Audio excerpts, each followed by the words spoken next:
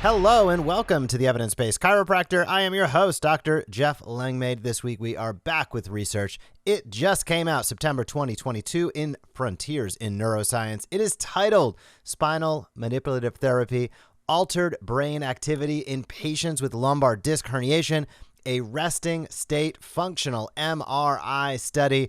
This is a good one. We're talking brain changes relative to disc herniations, relative to spinal adjustments. We take a look at what the latest research has to say on today's episode. Before we get started, I want to say a few things about the Smart Chiropractor. If you have an email list of over about 300 and you think you have a new patient issue, you're probably incorrect. You actually have a retention and a reactivation issue. The symptom is that you consistently need more new patients. If you want to tighten that up, head over to thesmartchiropractor.com. It is what we do. We are coming out with some really interesting data showcasing 3-to-1 return on investment for nearly every single doc that we service. So with that being said, we service over 300 docs around the world. If you want to learn more about how we get those results and how we can really fill the holes in your bucket, head over to thesmartchiropractor.com. But as I said at the top of this episode, we're talking research. This is all around functional MRI and how what we do as chiropractors, when we provide a spinal adjustment, how does that impact the brain for individuals that have a lumbar disc herniation? And there's probably a lot of people in your practice that do have lumbar disc herniations, whether symptomatic or not. So a lumbar disc herniation, let's set the stage. We all know what it is, but in this study, they defined it as a protrusion or prolapse of the nucleus pulposus in the posterior spinal canal and taking the form of a series of clinical symptoms such as pain, reflex loss, and muscle weakness. So they're specifically relative to the posterior herniation. Makes a lot of sense, whether it's directly central, whether it's in the lateral recess, whether it's more lateral. When it's impacting the nerves, we see a lot of anterior herniations on film.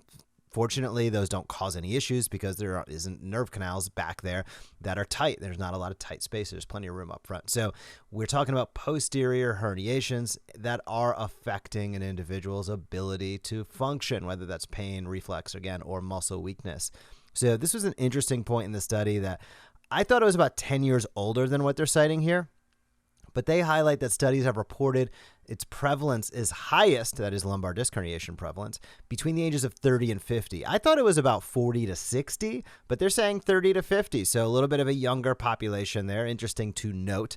And additionally, they highlight, and I love this, spinal manipulative therapy, which is performed by trained physicians applying a controlled force to the spine with hands or other devices, shows a higher cure and effective rate than other treatments, and becomes the preferred complementary non-surgical conservative care treatment for lumbar disc herniation, according to the American College of Physicians, amongst others. So great data there. Again, I said it before, I'll say it again. I love it when I see a study and they're just putting the truth, shocker, the truth right up front. This is the preferred way to go about it. There's no question about it. Guidelines support what we do with spinal manipulative therapy, or what, as I'll say, spinal adjustments.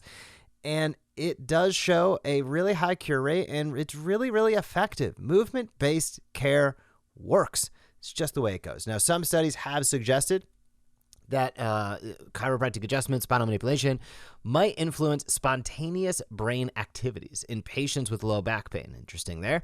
And they say manual therapy could not only reduce clinical low back pain, but also increase functional connectivity between the salient network and the brain regions, which are associated with the cognitive, affective, and sensory motor processes of pain. This is where things start to spider web out quite a bit. So we've highlighted a lot of studies on this podcast that talk about how multifactorial what we do is. And it's really important to continue to dig back to that because it sets the stage for the research. When we deliver a spinal adjustment, a lot of stuff happens. There's a lot of influence. There's influence segmentally. There's on the biomechanics, on joint positioning. There's influence certainly in the peripheral nervous system. There's influence in the central nervous system, which includes spinal cord, brain. There's sensitization changes. There's brain biochemical marker in the brain changes. There is potential reflex change. There's a lot that goes on. And this is a double-edged sword. The great news about that is it's one of the reasons why what we do is so effective at not only pain, but also performance. We look at every major sports team. Most of their highest level athletes, these people have the most to lose, literally wicked short career spans. If something goes wrong, that's really bad for them. And almost every single high-level athlete across every single major sport relies on chiropractic for performance, because the medical team on these sports franchises are what control the pain and the rehab. And that's so important to keep in mind, that we really can impact performance with people. Now, we're going to talk lumbar disc herniation and pain today, but it just goes to show the gamut of what we do and how it can impact people. And that's important to keep in mind. It makes it challenging from a research perspective because it's hard to nail it down to like just one thing. In research, the more specific the question on a research paper, typically, I'm not saying the better the paper in terms of qualifying the paper, but that's a good thing. When a researcher is saying, I'm trying to answer one specific question in one paper, it's a lot easier than I'm trying to answer 80 questions in one paper. It's just not the way it works in research. So that shouldn't make us frustrated, but it's why research papers sometimes like, man, I wish they would have went farther. Well, they're picking off specific questions one at a time. So after spinal manipulative therapy in this study, a couple of things happen. What they refer to as the amplitude of low frequency fluctuations. So after SMT, the amplitude of low frequency fluctuations of lumbar disc herniation patients was decreased compared to that did not have a lumbar disc herniation. So it's pretty impactful there. We'll break that down in a moment. Compared with the healthy control group, they did have a control group without the disc herniation. So compared to the healthy control group, they found that lumbar disc herniation patients showed increased amplitude of low frequency fluctuations in the right lingual gyrus extending to the conventional band. The lingual gyri, as they say, is mainly located in the visual cortex and sends sensory information through sensory afferents to the thalamus, amygdala, and hippocampus. So this is important because they also cite previous research that says the visual cortex has been involved in the processing of pain signals. So here's where the rubber meets the road with this. And that visceral pain was associated with hippocampus, fusiform gyrus, and a host of other areas. So when we're making influence there, that could be positive. There's no question about that.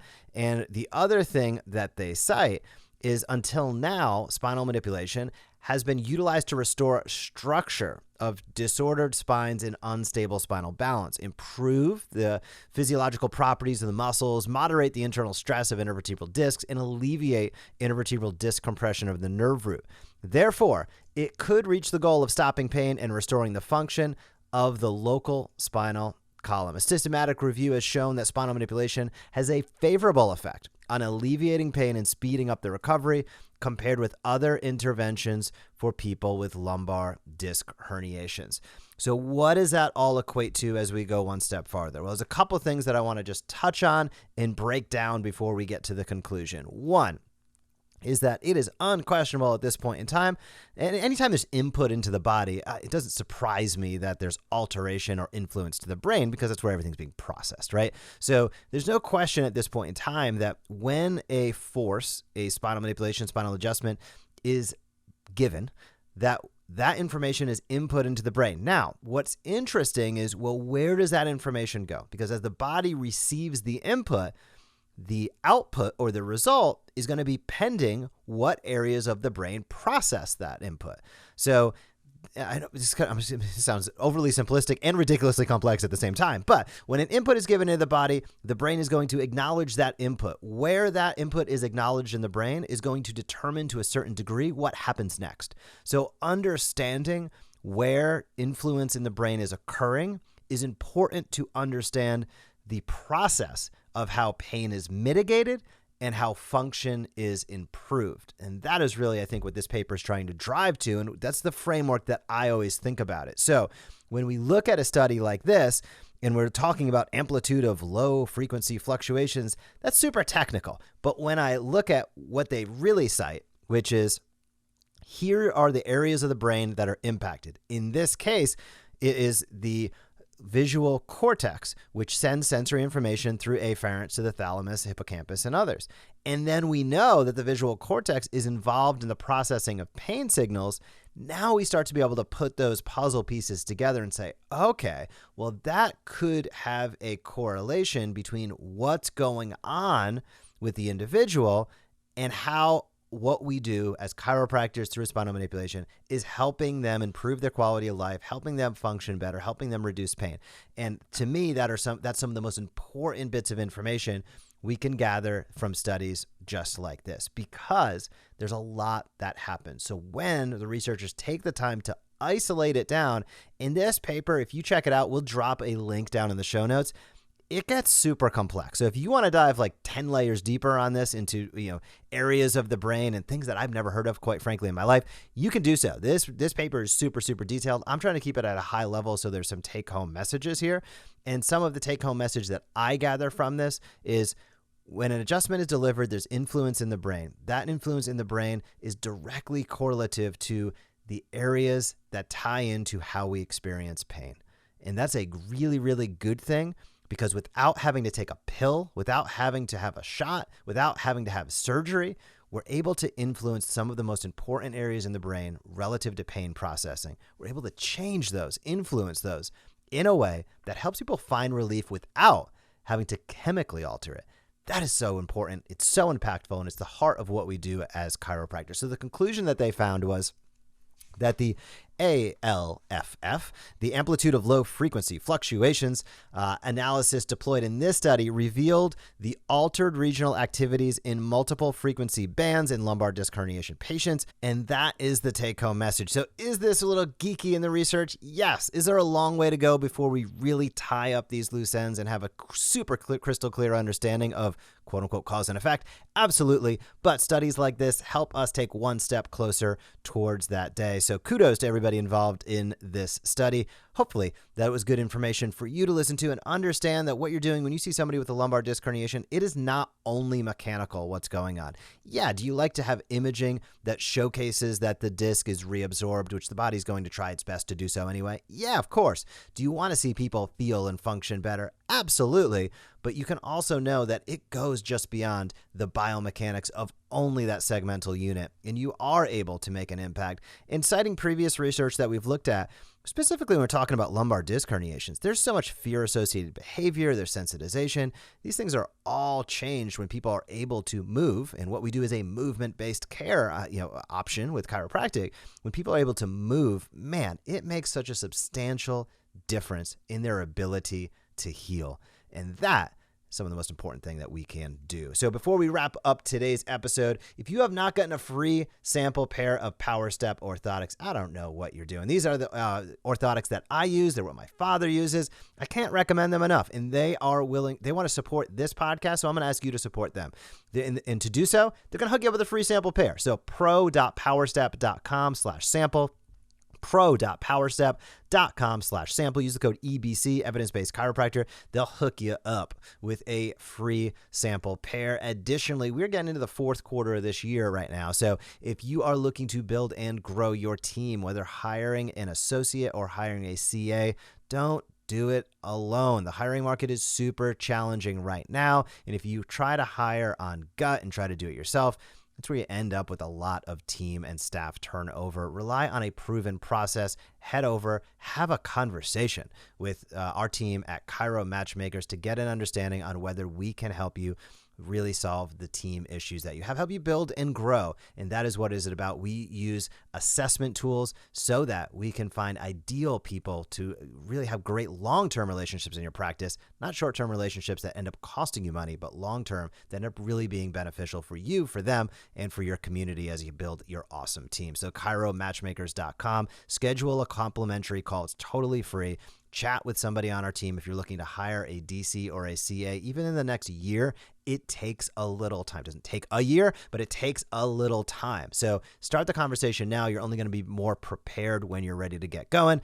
And other than that, I hope you have a fantastic week in practice, and I will talk to you soon. Thank you for joining us on this episode of the Evidence-Based Chiropractor. If you want to grow your practice, come back for next week's episode. If you want to grow faster, visit the evidencebasedchiropractor.com and join our MD Marketing membership today.